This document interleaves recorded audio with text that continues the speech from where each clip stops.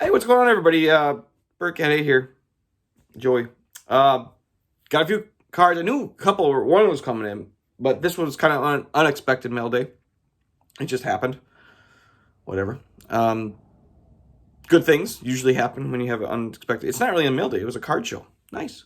But I've been asked, and I've just been forgetting to do it, and I've been asked to show what's in my card room. Basically it was a kid's bedroom when I bought the house. So it's not really that large, but it's perfect for cards. So it's a spare bedroom where I do like my reading. When I sit down to read, I come in here. I spend a lot of time in here if I have to do anything card related, including my videos. But I like to show a little bit of it, or some of it. Just stuff I put on the wall. That's John Kuhn over here. Flight 421, which is touchdown passes that Favre that broke the record. That's actually a Walter Payton autograph on a picture. Before he passed, my uncle caught him somewhere, and he was doing a signing. Webster Industries, wherever that is. I don't know if it was his restaurant or something. I think he had a restaurant. But yeah, Bears autograph in my pack room, absolutely. Just some stuff that I got gifted to me, some uncut sheet stuff from Jim. Obviously decor, some Tigers decor. Vince Lombardi, love this right here. And just some Tiger stuff. Most of you see this in my background. This is my Packer flag. A lot of this is going to be taken down. Once I do the Hall of Fame displays for my Spectra Hall of Fame set, a lot of this is going to be hanging in here. So it'll change. And I come around and you'll see Mario Michael Andretti, also an uncle. My uncle worked for Budweiser. Dale Jarrett used to be a big racing fan. My brother-in-law's cousin is on the pit crew. Was on the pit crew of Dale Jarrett. So loved him. I was a big racing guy in the 90s. And just odds and ends. There's cards in here, vintage stuff, mini helmet signs, gift from Chad Kinzel of a Stormtrooper head in green and gold. And just random stuff. Here's all, I got this just sitting here because I keep on forgetting to send it to Michael Phillips. Because it's two color and it's better than one he has. And it's just kind of sitting aside. All my Packer waiting list priority for season tickets. Even though I have the green package, this is for my own. I can still be on the list. So I just got one back this year. I am number 43,180. And I started at 60 something over last, here's the first one in 2003. And I was started on the list at just under 60,000. So yeah, the list is a lot longer now. Some more decor. Edward Lacey, gift from John Smith. Remember that name. Well, remember both names if you want. And my poster's falling off the wall. It's just stickered there. But big Walking Dead fan, and I got my poster on the wall, and that's of course Negan right here. Just some Packer stuff. Like I said, it's just Dale Jarrett clock up there that's stopped, of course. Something made in Hawaii with my name. I'm horrible at it, but yeah. So just a glance around. This will all change big time at one point.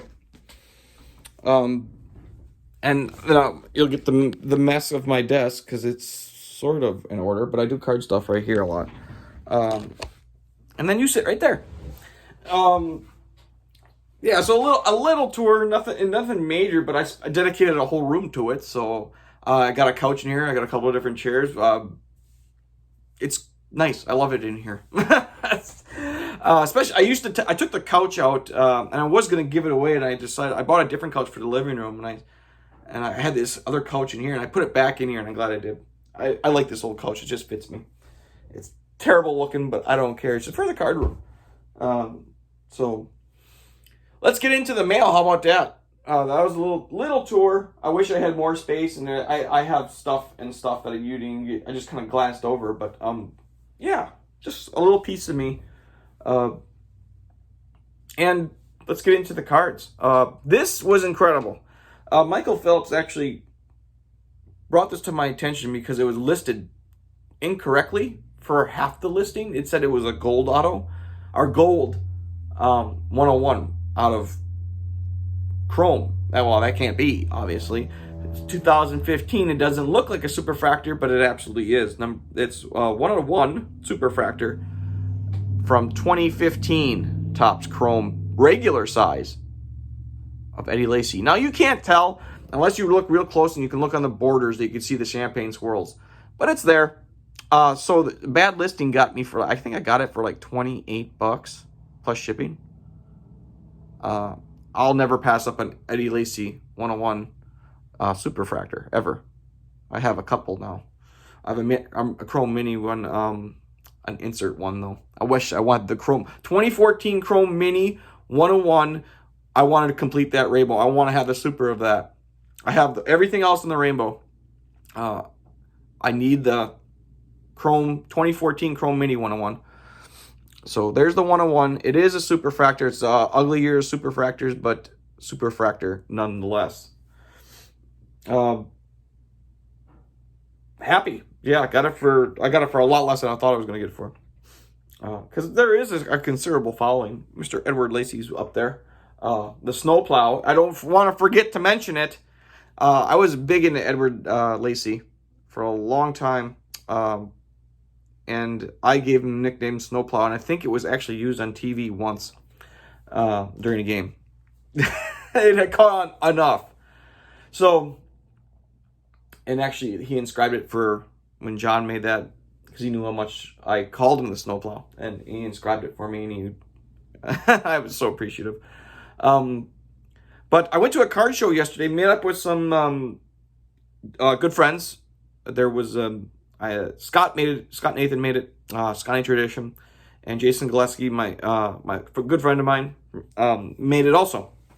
I had to drop some stuff off to him anyway, so it worked out. And, not expecting anything at all. Always hoping, it's a good place. It was only about an hour, 10 minutes away from me. So it wasn't that far of a drive. It was worth the gamble. It's not even a gamble. It was just fun. Everyone's wearing their masks. Everyone's doing what they're supposed to do. It's tight-knit quarters, but we managed. So, had a good time talking and learning, which is half the battle of new stuff coming out. Everyone just getting along great. Almost thought I saw two different star autos, and one was just a little bit overpriced, and the one wasn't priced at all. But I had to go through my Instagram to see if I had it or not. And I was getting excited because I didn't see it right away. I went through it a second time, and I found it. I was like, darn it!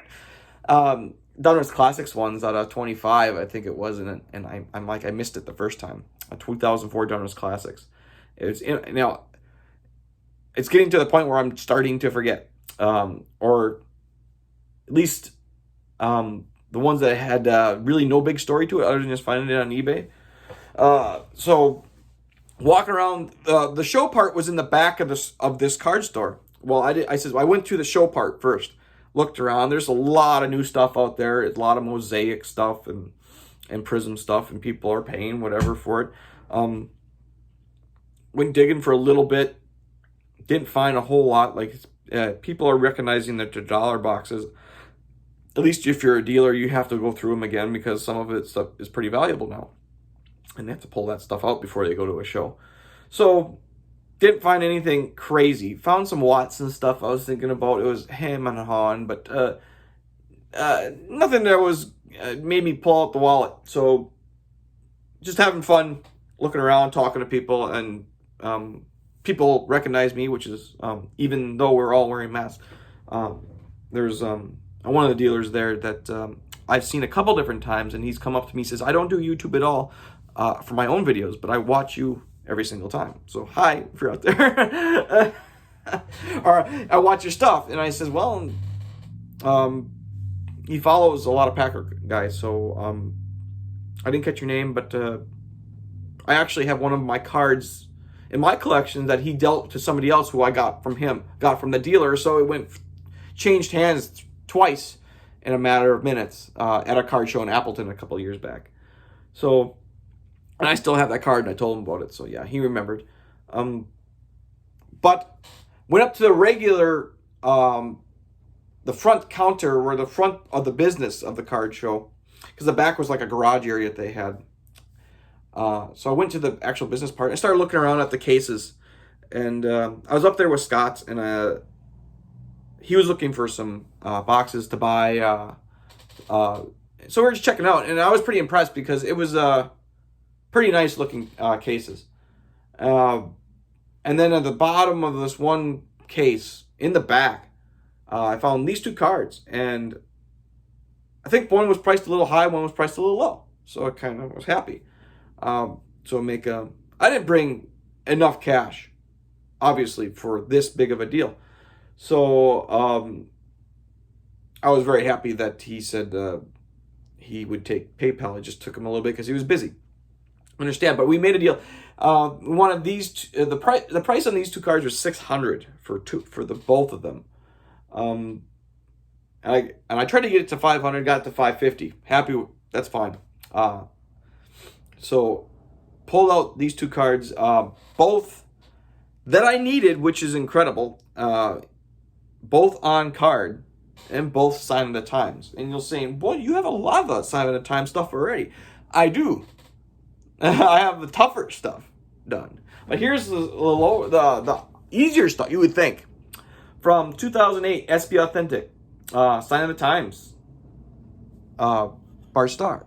You're saying you have that card already. And it's PSA 9. So I have some things I might do with these cards. I might crack them and try them to BGS them. We don't know. This one, this is a fancy one. But if I have to keep it in a 9 PSA holder, that's okay. But you'll say you have that one already. And you'll say, look at it. It's right there. It's 9/5/10. This is the gold.